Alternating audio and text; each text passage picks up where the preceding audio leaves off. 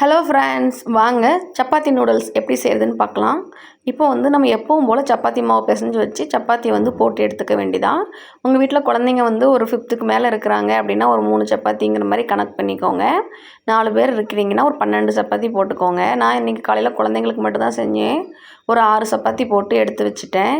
எடுத்து வச்சுட்டு நம்ம வந்து ஒரு பொரிக்கும் சட்டியில் எண்ணெய் ஊற்றிட்டு கடுகு போட்டுட்டு ஒரு 2 பல்லாரி நீல வாக்கில் கட் பண்ணி போட்டு நல்லா வதக்கிக்கோங்க.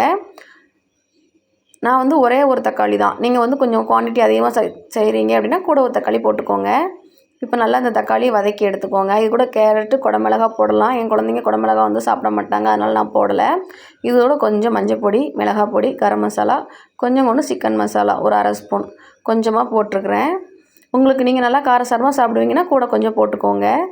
நான் வந்து ஒரு 6 சப்பாத்திக்கு தேவையானது மட்டும்தான் போட்டிருக்கிறேன். நல்லா வதக்கி விட்டுட்டு நான் அந்த தக்காளி அரைச்ச ஜார்லேயே கொஞ்சம் தண்ணியை ஊற்றி இப்போ வந்து சப்பாத்தி நான் இந்த மாதிரி எடுத்து வச்சுட்டு கட் பண்ணிக்கிடுறேன். அதுக்கு மேலே இதை தூக்கி வச்சிட வேண்டியதான்.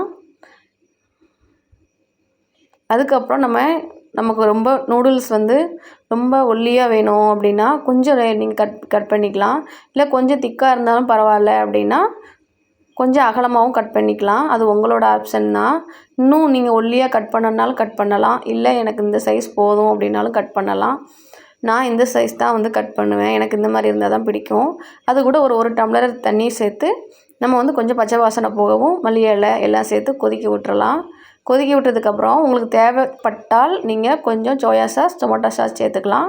நான் வந்து ஒவ்வொரு நேரம் சேர்த்தும் செய்வேன், சேர்க்காமலும் செய்வேன். ஆனால் டேஸ்ட்டு கொஞ்சம் அது சேர்க்கும்போது கொஞ்சம் ஒரு இனிப்பு சுவை இருக்கும். உங்களுக்கு அப்படியே என்கிட்ட டொமேட்டோ சாஸ் இல்லை, சோயா சாஸ் இல்லைன்னா கண்டிப்பாக சேர்க்கணுன்னு தேவையில்லை. கொஞ்சம் இனிப்பு சுவை வேணும் அப்படின்னா ஒரு 1/2 ஸ்பூன் நாட்டு சர்க்கரை சேர்த்துக்கோங்க. இந்த தக்காளி நம்ம அரைச்சி ஊற்றுறோம் இல்லையா, அந்த டைமிங்கில் வந்து ஒரு 1/2 ஸ்பூன் நாட்டு சர்க்கரை சேர்த்துக்கிட்டிங்கன்னா அந்த டொமேட்டோ சாஸோட டேஸ்ட் வந்து நமக்கு கிடச்சிரும். இல்லை நீங்கள் நான் நிறையா செய்கிறேன் அப்படின்னா நீங்கள் ஒரு 2-3 தக்காளி அரைக்கும் போதே ஒரு 1/2 ஸ்பூன் நாட்டு சர்க்கரை சேர்த்து அரைச்சிருங்க. நமக்கு டொமேட்டோ சாஸ் இல்லாட்டாலுமே நம்ம வந்து அப்படி செஞ்சுக்கலாம். இந்த மாதிரி தான் எனக்கு வந்து நூடுல்ஸ் வந்தது. குழந்தைங்களுக்கு ரொம்ப பிடிக்கும். இங்கே நார்த் இந்தியாவில் எப்படின்னா டெய்லி சப்பாத்தி தான் கொடுக்கணும். என்னடா கொடுக்க, என்னடா குழம்பு, என்னடா பொரியல் வச்சு கொடுக்குறது. இவங்க வந்து சப்பாத்திக்கு இவங்க ட்ரை சப்ஜி தான் எடுத்துகிட்டு, நம்ம ஊர் மாதிரிலாம் இங்கே குருமாலாம் வைக்க மாட்டாங்க. ட்ரையாக வெஜிடபிள்ஸ் வதக்கி கொடுத்து விட்ருவாங்க. என்னடா செய்கிறதுன்னு யோசிக்கும்போது தான் சரி இந்த மாதிரி நான் வந்து வாரத்தில் ஒரு நாள் கொடுத்து விட்ருவேன் ஸ்கூலுக்கு. அதனால் அவங்களும் சாப்பிட்டுப்பாங்க. கொஞ்சம் லைட்டாக சாப்பிட்டுட்டு எடுத்துகிட்டும் போயிடுவாங்க. என் வீட்டு பிள்ளைங்களுக்கு ரொம்ப பிடிக்கும். நீங்களும் செஞ்சு பார்த்துட்டு எப்படி இருக்குன்னு சொல்லுங்கள். உங்கள் வீட்டு குழந்தைங்களுக்கும் பிடிக்கும். நீங்கள் வேணும்னா இதில் எக்கு போடணுன்னாலும் போட்டுக்கலாம். எக்கு போட்டால் இன்னும் கொஞ்சம் டேஸ்ட்டு கூட இருக்கும்.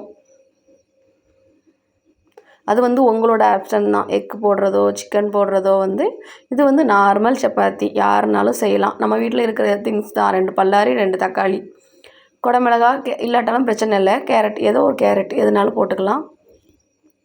இன்றைக்கி டிஃபன் பாக்ஸ் வந்து நான் இது தான் பேக் பண்ணேன் என் குழந்தைங்களுக்கு.